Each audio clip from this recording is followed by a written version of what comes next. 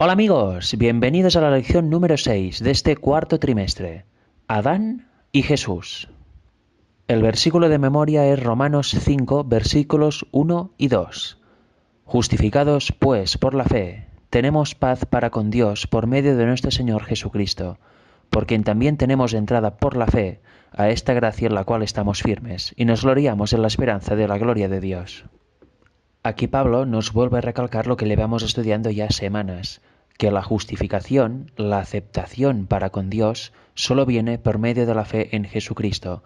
Si no hubiera vencido Cristo en la cruz, nada sería posible. Ninguna salvación para el hombre sería posible, ya que era el único medio establecido por Dios y posible. Su sacrificio en la cruz y su ministerio sin pecado. En la cruz se encuentran, mejor dicho, todos los misterios.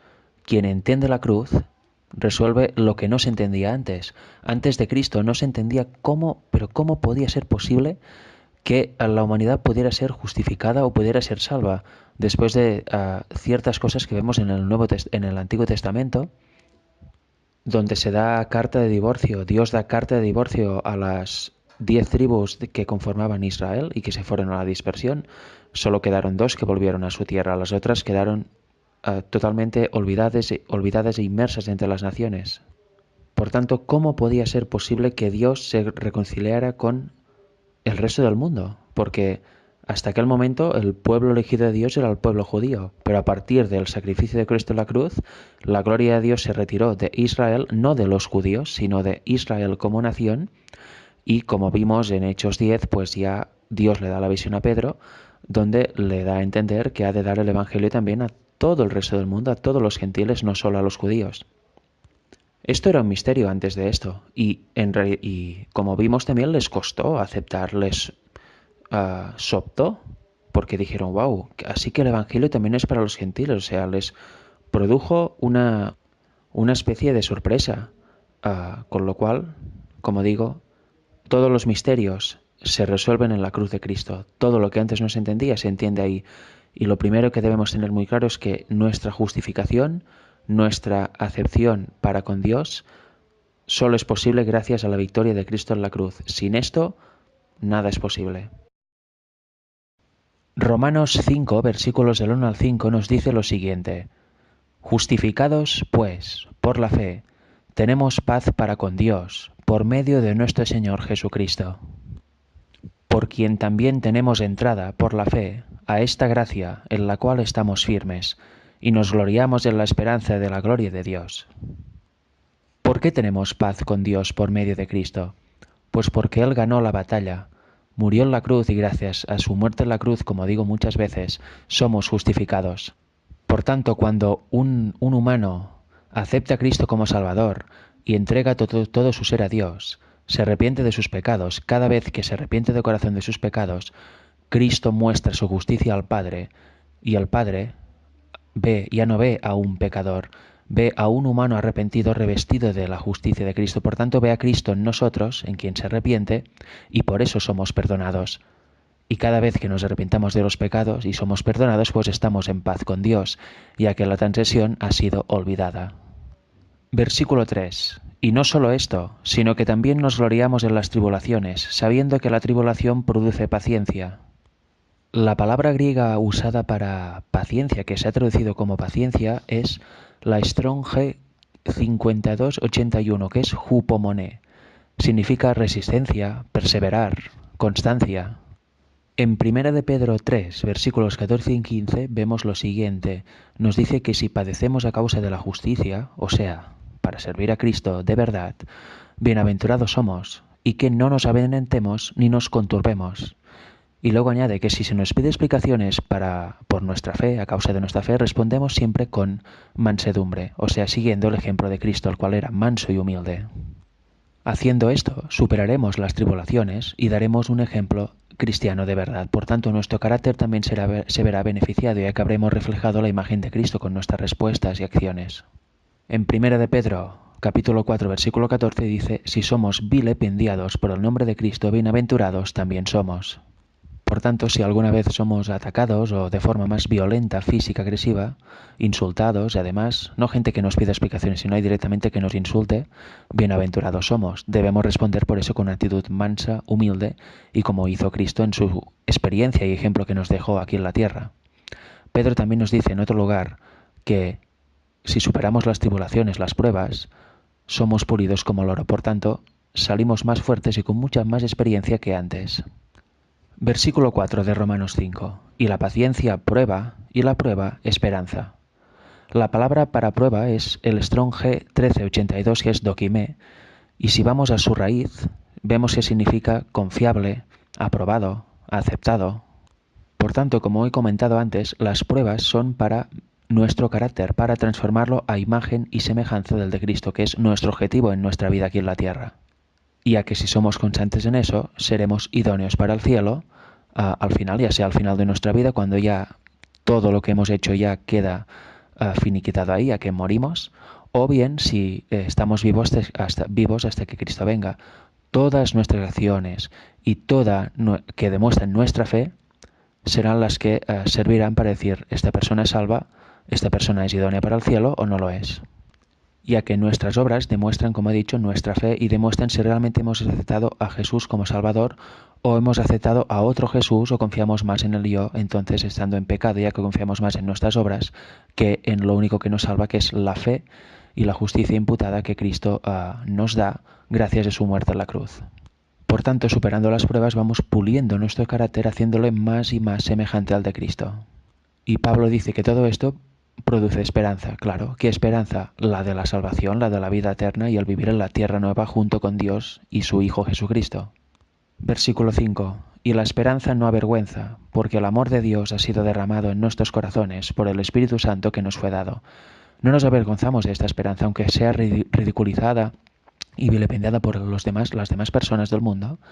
Un verdadero cristiano no se avergüenza porque sabe que esto es verdad, tiene una fe verdadera, que es la certeza de algo que no se ve. Y algo muy importante, el amor de Dios se ha derramado sobre nuestros corazones. El verdadero amor, el amor ágape, se ha derramado sobre el verdadero cristiano. Y cuando eso pasa, se nota quién es cristiano de verdad y quién no. Romanos 5, versículos del 6 al 11, nos dicen lo siguiente. Porque Cristo, cuando aún éramos débiles, a su tiempo murió por los impíos. Vemos que hubo un tiempo específico, un tiempo señalado, en el cual Cristo debía morir por la raza humana caída. Versículo 7. Ciertamente, apenas morirá alguno por un justo, con todo pudiera ser que alguno osara morir por el bueno. Aquí nos pone en conocimiento lo que es el humano, ¿verdad? No hay nadie que moriría por un justo, ni mucho menos porque no tenemos esa tendencia, ni nos sale de nosotros hacer eso. Como máximo, alguna vez puede haber algún caso de que alguien muera o interceda por alguien que es bueno, que ve un poco la bondad del otro y dice, ostras, su causa es justa, por tanto es buena, mejor que la de la otra persona, por ejemplo, por tanto voy a interceder por él o incluso voy a morir por él. Eso en alguna ocasión se podría dar, pero tampoco es que abunde mucho. Versículo 8. Mas Dios muestra su amor para con nosotros, en que siendo aún pecadores, Cristo murió por nosotros. Como dice Juan 3:16, de tal manera amó Dios al mundo, el Padre, que dio a su Hijo unigénito para que todo el que en él crea no muera, mas tenga vida eterna. Y eso nos muestra el carácter de Dios, el verdadero amor, el amor ágape, que es el que tiene Dios. Éramos aún pecadores, estábamos continuamente transgrediendo la ley, no teníamos ninguna esperanza porque aún no había venido el Salvador, pero aún y así dijo que baje el Hijo y muera por todos, se rebaje a tomar la naturaleza humana caída y muera por todos cuando Él era sin culpa. Eso es verdadero amor. Y así dio el Padre a su Hijo para que nosotros pudiéramos tener vida eterna. Versículo 9. Pues mucho más, estando ya justificados en su sangre, por Él seremos salvos de la ira. Porque si siendo enemigos fuimos reconciliados con Dios por la muerte de su Hijo, mucho más, estando reconciliados, seremos salvos por su vida. ¿Veis? Antes la raza humana era enemiga de Dios. Claro, estaba completamente destituida de la gloria de Dios. Y no tenía esperanza alguna a no ser que viniera un Salvador, el Salvador prometido, y muriera por todos. Por tanto, siendo enemigos como éramos, aún y así da la vida de su Hijo. Su Hijo viene, cumple el ministerio, consigue la victoria en la cruz, y ahora somos justificados y limpiados por su sangre. Por tanto, si ahora ya somos justificados por su sangre, ¿no creéis que todo el que tenga fe y crea en Jesús como Salvador y se entrega a Dios con toda su alma, se deje moldear por Él y de esta forma le imparta su justicia? Pues estas personas que se arrepienten de todos sus pecados y siguen los pasos de Cristo, pues no serán protegidas en el día de la ira, no serán protegidas de las plagas, no serán protegidas en general. Por supuesto que sí. Por supuesto que sí, todo lo que les pase, mientras sean fieles a Dios, será para bien y para testimonio a los otros. Todas las personas que no estén con Dios en las plagas ya, que ya no habrá tiempo de gracia, ya no tendrán oportunidad, morirán y resucitarán en la segunda resurrección después del milenio para morir eternamente. Y de eso nos salva Cristo en la cruz. Quien se entrega a Él y lo acepta como Salvador y sigue sus pasos, pues en este día no estará en el bando de los impíos, o ya estará muerto y resucitará cuando venga Cristo por segunda vez, o estará vivo y será trasladado al cielo sin ver muerte. Versículo 11. Y no solo esto, sino que también nos gloriamos en Dios por el Señor nuestro Jesucristo, por quien hemos recibido ahora la reconciliación. Por tanto, damos gloria a Dios por eso y gracias infinitas, porque sin esto no podríamos optar a la vida eterna. Ya estamos destituidos desde que la primera pareja pecó. Por tanto, imaginaros lo importante que fue la victoria de Cristo en la cruz y lo importante que es que sepamos que su sangre nos limpia de todo pecado, lo importante y vital que es entregarnos a Él de todo corazón y andar por donde Él anduvo. Por tanto, no tengamos duda alguna.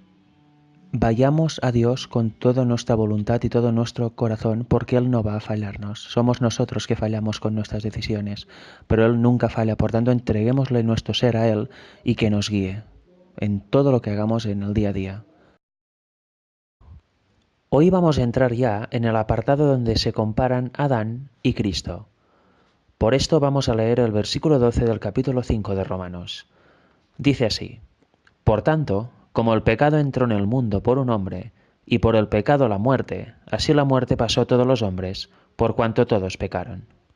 ¿Qué nos está diciendo aquí Pablo? ¿Qué nos está relatando? ¿Qué nos está recordando?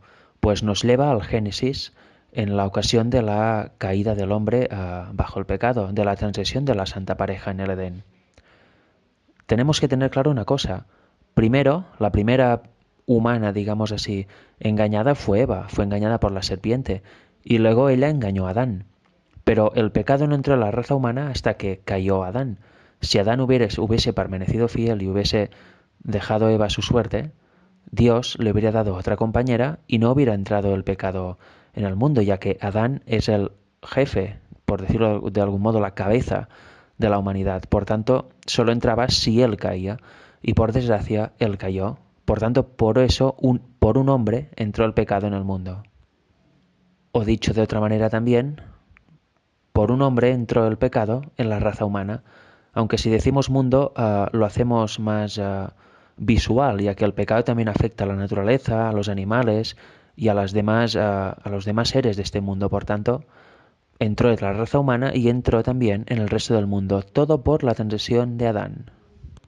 Luego Pablo nos dice que entró por el pecado, entró la muerte. Claro, a partir de que entra el pecado, pues entra algo que no estaba en los planes de Dios. Ya no hay vida eterna, ya no hay eternidad, ahora hay caducidad, hay muerte, hay descomposición. En definitiva, todos y todo pasa a tener una fecha de caducidad. Se nace y se muere irremediablemente. Y así la muerte pasó a todos los hombres, por cuanto todos pecaron. Y es que a partir de aquel momento en el hombre hay tendencia al mal, y no hay ni un solo hombre que no peque al menos una vez. Por tanto, a partir de que se pega una sola vez, ya se está sentenciado a muerte. Aquí por eso vemos solo el panorama general que dejó Adán, pero cuando vayamos avanzando en estos versículos veremos cuál es la solución, la cual de hecho ya sabemos. La solución para esto es Cristo, el segundo Adán.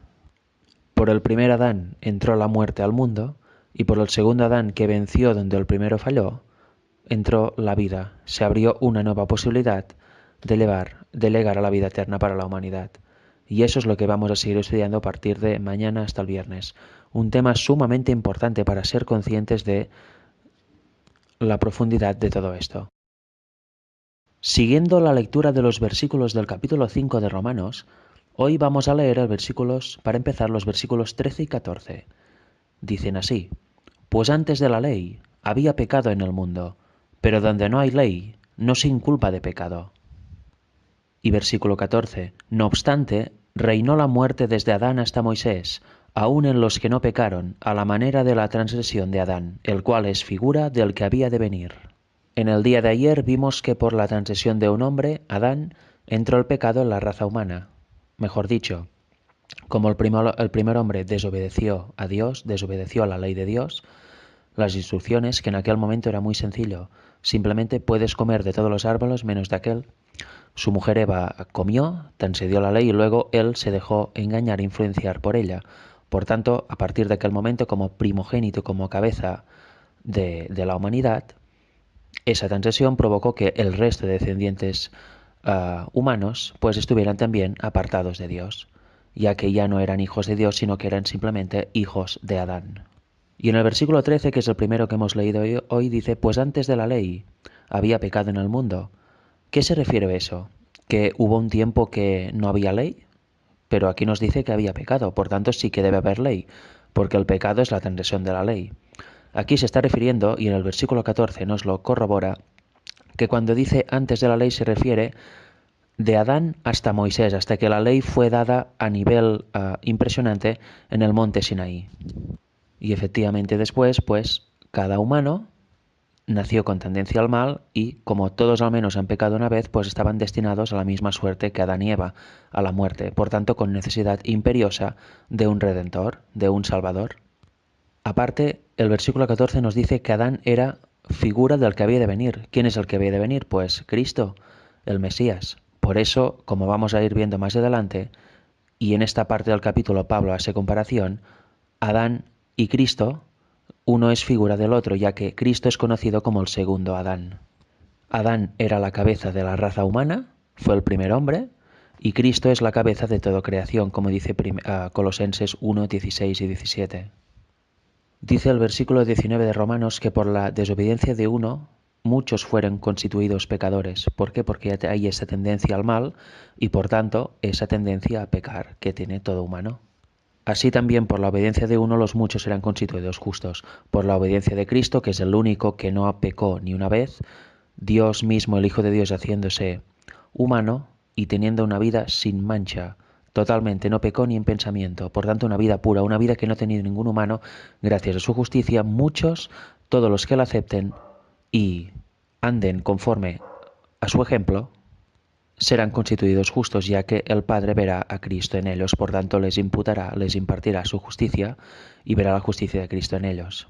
Y el versículo 20-21 dice así: Pero la ley se introdujo para que el pecado abundase, mas cuando el pecado abundó, sobreabundó la gracia, para que así como el pecado reinó para muerte, así también la gracia reine para la justicia, para vida eterna mediante Jesucristo nuestro Señor. Aquí hay que tener cuidado cómo interpretamos. ¿Por qué? Pues porque cuando se dio con todo poder la ley en el Sinaí, el humano tuvo una directriz clara de dónde mirarse para ver lo malo que está, pero no había poder salvífico en ella.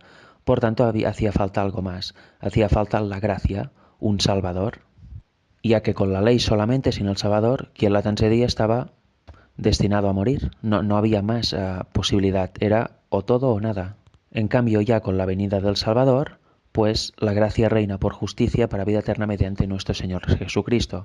Obviamente, cuando hay el Salvador, quien peca tiene la oportunidad de arrepentirse y, por los méritos de Cristo, si se arrepiente de corazón, ser perdonado por el Padre. Por tanto, se añade a la ley el ingrediente salvífico, el cual es Cristo. Es realmente maravilloso el equilibrio entre la gracia y la ley, ya que seguir los pasos de Cristo te eleva a guardar la ley y te eleva a guardarla de corazón, no solo por legalismo. Por tanto, hoy hemos visto este equilibrio gracia-ley y este paralelismo, Adán y Cristo según Adán. Por uno, la raza humana fue condenada y por el otro, Cristo, la raza humana fue vivificada y otra vez opta a tener vida eterna una vez todo este conflicto haya terminado. Hoy vamos a leer la parte central de versículos en los cuales, en el capítulo 5, Pablo compara a Adán con Cristo.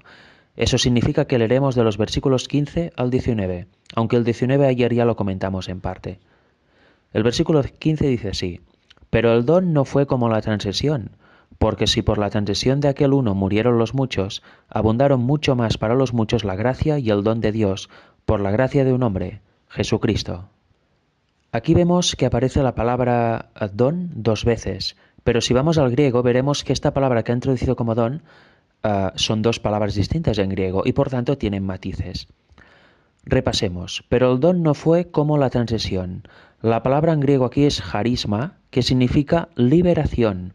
Por tanto se entiende más, ¿no? Pero la liberación, que es la que la da Cristo, es el que da la gracia, como dice al final del versículo 15, no es como la transgresión, o sea, como el acto que hizo Adán. Y luego nos dice que abundaron mucho más para los muchos la gracia y el don de Dios. Esta palabra es la palabra griega dorea, que significa gratificación. Gratificación por la gracia de un hombre, Jesucristo. Por tanto, ¿veis cómo se entiende bien? Ahora aquí se entiende más claro, digamos. No si traducimos con la misma palabra, don. ¿Qué está diciendo aquí? Que la gratificación, o sea, la paga, muy bien, habéis seguido los pasos de Cristo, por tanto, ahora seréis salvos ya que imparto en mi justicia sobre vosotros. Pues esto es sólo posible por la gracia de un hombre, Jesucristo, por los méritos de Cristo. Por tanto, en este versículo vemos dos cosas. Primero, que la liberación que la da Cristo es mucho más poderosa que la transgresión, que es lo que dio, entre comillas, Adán a la raza humana. Y la gratificación, la paga de los que deciden creer en Cristo como Salvador y siguen sus pasos, es dada precisamente por eso, por Cristo, y le va a la vida eterna. Versículo 16. Y con el don no sucede como en el caso de aquel uno que pecó. Aquí la palabra don es otra de las dos anteriores, es dorema y significa regalo. Por tanto, y con el regalo no sucede como en el caso de aquel uno que pecó, porque ciertamente el juicio vino a causa de un solo pecado para condenación. Pero el don, y esta palabra es charisma otra vez, liberación, como la que vimos en primer lugar en el versículo 15, por tanto la liberación vino a causa de muchas transgresiones para justificación. Así que ya vemos, el regalo no se da como en el caso de la transgresión. Peca un solo hombre y ya el pecado entra a la raza humana, sino que la liberación, el regalo que es la liberación, viene a causa de todas las transgresiones de la humanidad, porque uno pagó por todas ellas en la cruz. Por tanto, a partir de aquel momento, todo humano tiene opción de ceñirse, asirse, mejor dicho, de Cristo y de Dios, para poder ser salvo gracias a su justicia. Y por tanto, en el día de la segunda venida, ser liberado, o bien resucitado si ha muerto, o bien si está vivo en aquel momento y es justo, pues irse sin ver muerte con Cristo al cielo. Y versículo 17. Pues si por la transgresión de uno solo reinó la muerte, este es Adán, a causa de la transgresión de Adán reinó la muerte, mucho más reinarán en vida por uno solo, Jesucristo, los que reciben la abundancia de la gracia y del don de la justicia.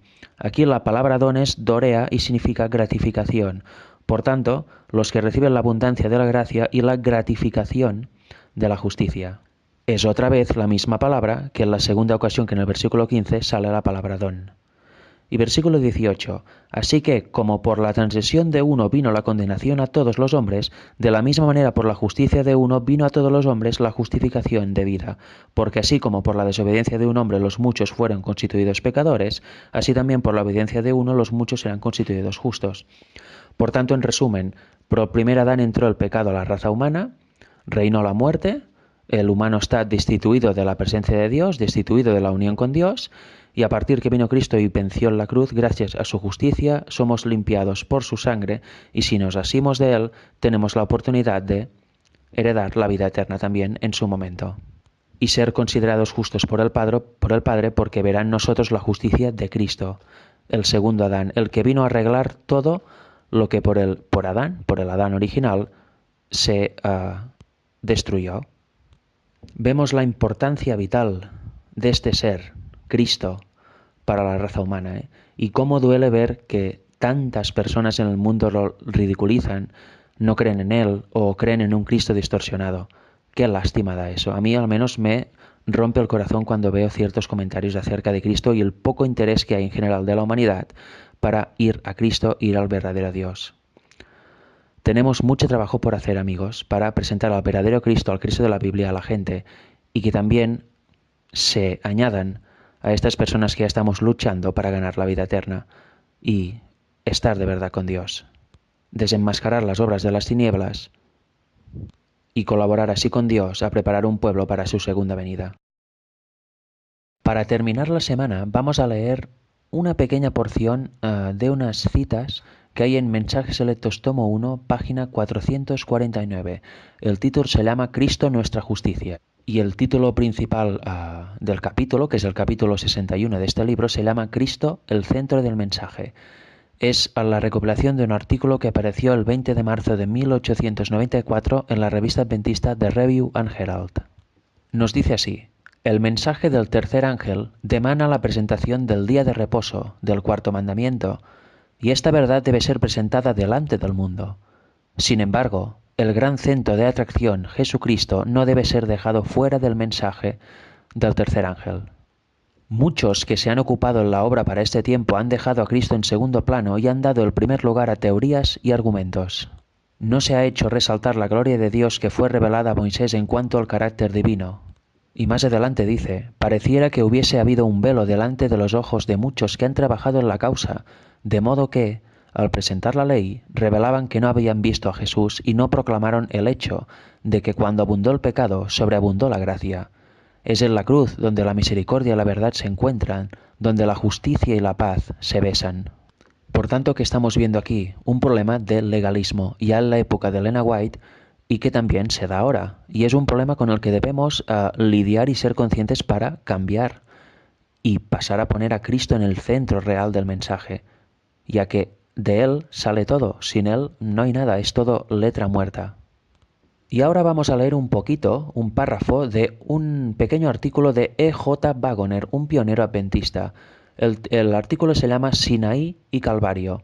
Aquí conecta el Sinaí con la cruz del Calvario y también conecta la roca de Oreb, de donde picó Moisés con un bastón y salió agua que dio vida y asedegó al pobre de Israel, y lo compara con la vida que nos da Cristo, ya que cuando el romano le alanceó, pues salió sangre y agua de él, se vació por completo. Por tanto, se hace esa bonita comparación. Además, si algún día veis la roca de Oreb, que aún se puede ver, os daréis cuenta que se asemeja a un corazón. Y es muy curioso este dato. Wagoner, luego de hablar de los 10 mandamientos y hacer una serie de reflexiones en torno a eso que acabo de decir, nos dice: esa fue la ley, los 10 mandamientos, que fue proclamada entre los terrores del Sinaí, por los labios de aquel de quien provino y proviene la vida, en ese manantial que allí estaba brotando, su propia vida dada por ellos. La cruz, con su manantial sanador, que da vida, estaba en el Sinaí. Por consiguiente, la cruz no puede efectuar cambio alguno en la ley. La vida procedente de Cristo, tanto en el Sinaí como en el Calvario, muestra que la justicia revelada en el Evangelio no es otra que la de los 10 mandamientos. Ni una jota ni una tilde de ellos puede pasar.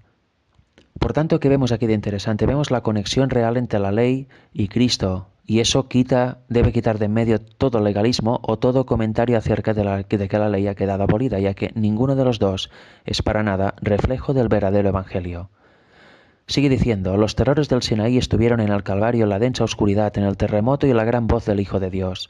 La roca herida, que es Oreb, y el manantial abierto en el Sinaí representan al Calvario. El Calvario estuvo allí. Es un hecho cierto que desde el Calvario fueron proclamados los mandamientos idénticamente a como sucedió en el Sinaí. El Calvario, no menos que el Sinaí, revela la terrible e invariable santidad de la ley de Dios, tan terrible y tan invariable que no perdonó ni siquiera al mismo Hijo de Dios al ser contado entre los pecadores. Con los pecadores, perdón. Pero por grande que pudiera ser el terror inspirado por la ley, la esperanza de la gracia es todavía mayor, ya que cuando el pecado abundó, sobreabundó la gracia, dice Romanos 5:20. Detrás de todo permanece el juramento del pacto de la gracia de Dios, que asegura la perfecta justicia y vida de la ley en Cristo. De forma que, aunque la ley decretaba muerte, estaba en realidad mostrando las grandes cosas que Dios había prometido hacer por aquellos que creen.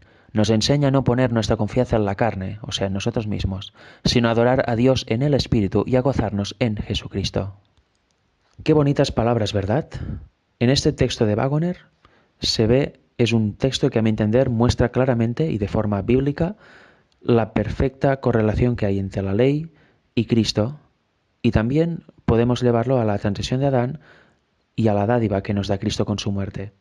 Todo está conectado, nada puede ser aislado de lo otro, ya que sin ley no hay estándar para un juicio, y sin Cristo no hay salvación posible. Os recomiendo que busquéis este artículo que os he dicho, que lo leáis con calma y también que leáis el capítulo entero, el capítulo 61 de Mensajes Selectos tomo 1, del cual he leído solo una pequeña parte. Veréis que edificados salís cuando terminéis. Que Dios os bendiga a todos.